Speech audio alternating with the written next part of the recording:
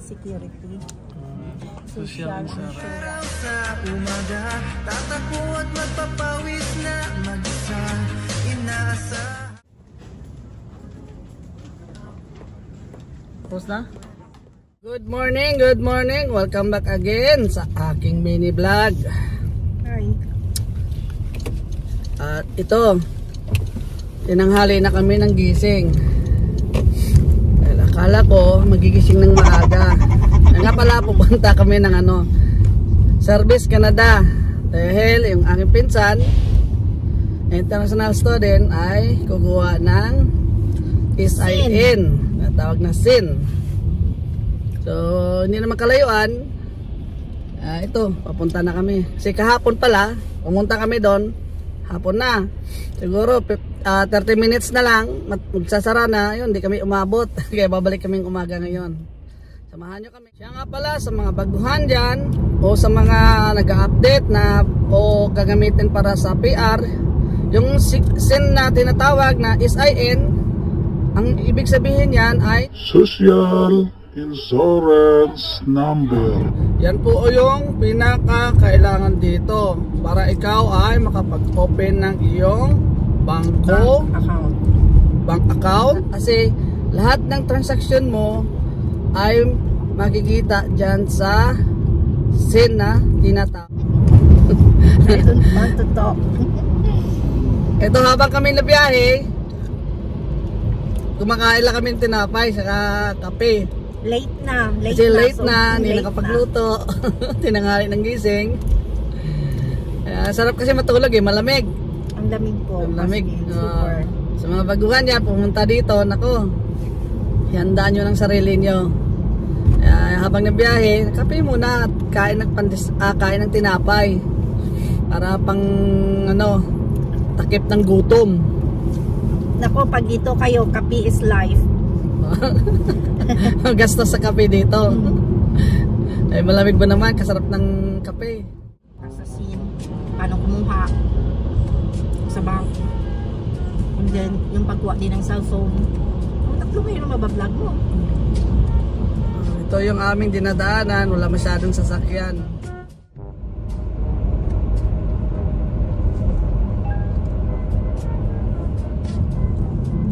Ito, malapit na kami makarating sa building ng Service Canada.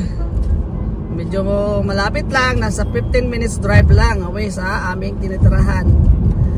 Kaya sa mga baguhan dyan, ito yung pinakauna nyong gawin, kumuha ng SIN number para hindi kayo mahirapan. Yun kasi yung una nyong ibibigay sa mga transaksyon nyo sa mga bangko, na kukuha kayo ng account o anuman, passport sa SIN number. Yun ang mahalaga. Kaya ito, bigyan namin kayo konting tip lang ha, kasi yun lang kaya naming alam. Ayun lang ang aming alam. Pasok na kami. Ayan na ang Service Canada, nakabugad agad. Kami ay magpa-park lamang. Ayun, kunti pa lang tao. Ayun na yung aking pinsan. Naglalakad na, papasok na sa loob dyan, sa Service Canada. Kukuha muna sa ng SIN para makapunta na kami ng bangko.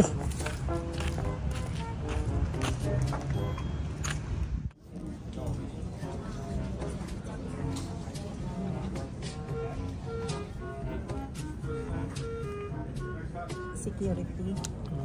Social Insurance Number. Na, pila na.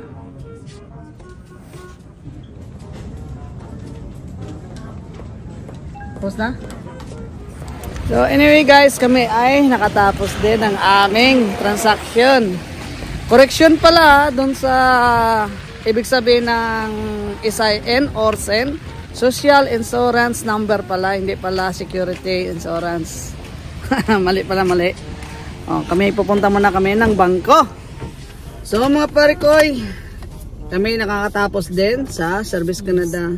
Okay. So kami pupunta muna kami ng bangko para mag-open ng kanyang account.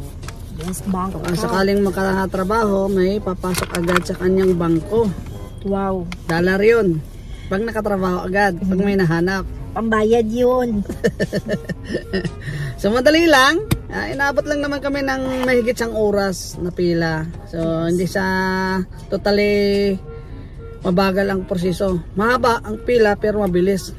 Marami kasing tao. Marami, sobrang dami. Marami kasing holiday past few days. Kaya tumambak yung pila dahil holidays kaya dito, kaya nag-ipon-ipon sila. So anyway, pupunta na tayo sa bangko. Dito na kami sa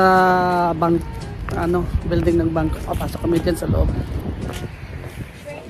Pila kami, ulat sa sulod sa bangko. Rabusisi na sa iyang requirements.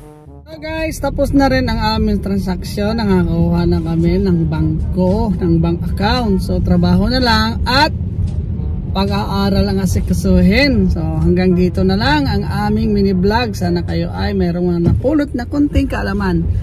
At huwag kayong mahiya mag-comment o magtanong sa sitwasyon na katulad ng aking pinsan na international student.